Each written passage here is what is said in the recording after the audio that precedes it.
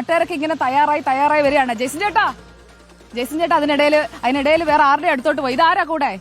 ഗോപിനാഥ് വളർന്നു വരുന്ന ഗോപിനാഥ് മുതുകാട് എന്ന് പറയാൻ വളർന്നു വരുന്ന നടനാണ്.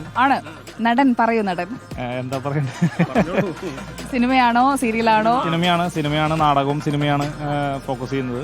കുറച്ച് സിനിമകളിൽ അഭിനയിച്ചു, ഇനി കുറച്ച് പടങ്ങൾ ഇറങ്ങാനുണ്ട്. അങ്ങനെയൊക്കെ ആയിട്ട് പോകുന്നു. ഇപ്പൊ ഏതെങ്കിലും സിനിമ നമുക്ക് ഇപ്പൊ നമ്മള് OTT-ലോ തിയേറ്ററിലോ ഒക്കെ ഇപ്പൊ റീസെന്റ് വന്നിട്ടുള്ള ഏതെങ്കിലും? വാഴ, ഗുരുവായൂരമ്പല നടയിലൊക്കെ ചെറിയ വേഷങ്ങൾ ചെയ്തിരുന്നു. ഇനി ഒറ്റക്കൊമ്പൻ അതിലൊക്കെ വരുന്നുണ്ട്. ഇനി സംഭവം എന്ന് പറഞ്ഞിട്ട് സംഭവം അധ്യായം എന്ന് പറഞ്ഞൊരു പടം വരുന്നുണ്ട്. അത് പോസ്റ്റ് പ്രൊഡക്ഷൻ നടന്നുകൊണ്ടിരിക്കുന്നു. ഇപ്പൊ ഒറ്റക്കൊമ്പനിൽ ചെയ്തുകൊണ്ടിരിക്കുന്നു. ഒറ്റക്കൊമ്പനിൽ എങ്ങനെയാ? ഫൈറ്റ് സീൻ വല്ലതും ആണോ? അല്ല, ഒരു എങ്ങനെയാ? കോമഡി ആണോ? എങ്ങനെയാ ഒരു റോളുകൾ?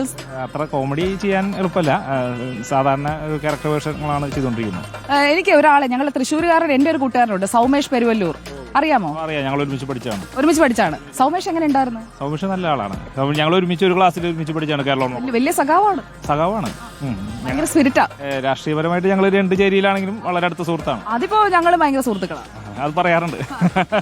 സൗമേഷിന്റെ ഒരു കൂട്ടുകാരനെ ഞാൻ വോട്ട് അഭ്യർത്ഥിച്ച് ജയിപ്പിച്ചായിരുന്നു, ഒരു പാട്ടുകാരനെ.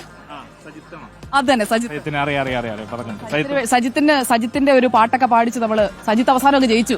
സജിത്ത് തന്നെ ഞെട്ടിപ്പോയെന്നൊക്കെയാണ് സൗമേഷ് പറഞ്ഞത്. ഉള്ളതാണോ അതൊക്കെ? അപ്പൊ സൗമേഷ് ഡെസ്കിൽ ഉണ്ടാവും. സൗമേഷിനോട് ഒരു ഹായ് പറഞ്ഞു. ഹായ്. അപ്പോ കൂട്ടുകാരൻ നമ്മുടെ വാർത്തകളൊക്കെ നിയന്ത്രിക്കുന്ന വലിയ ആളായി. ഞാൻ എല്ലാപ്പോഴും ഇരട്ട കുട്ടികളൊക്കെ ആയിട്ട് വലിയ ബിസിയാ. അതറിയാം. എല്ലാ വിശേഷങ്ങളും എന്നും അറിയാറുണ്ട്. സ്റ്റാറ്റസുകളിലൂടെ അറിയാം, വിളിക്കാറുണ്ട്. നമ്മുടെ രാഷ്ട്രീയത്തിനപ്പുറം സൗഹൃദങ്ങൾ എന്ന് പറഞ്ഞാൽ അത് എന്നും നിലനിർത്തേണ്ട ഒന്നാണ്. അപ്പൊ അതിനൊരു നല്ല എക്സാമ്പിൾ ആയിട്ട് നിങ്ങൾ എപ്പോഴും തുടരട്ടെ. അപ്പൊ സിനിമകൾക്കും ഇങ്ങോട്ടുള്ള ജീവിതത്തിനും ഒക്കെ എല്ലാ ആശംസകളും. Okay, all the best.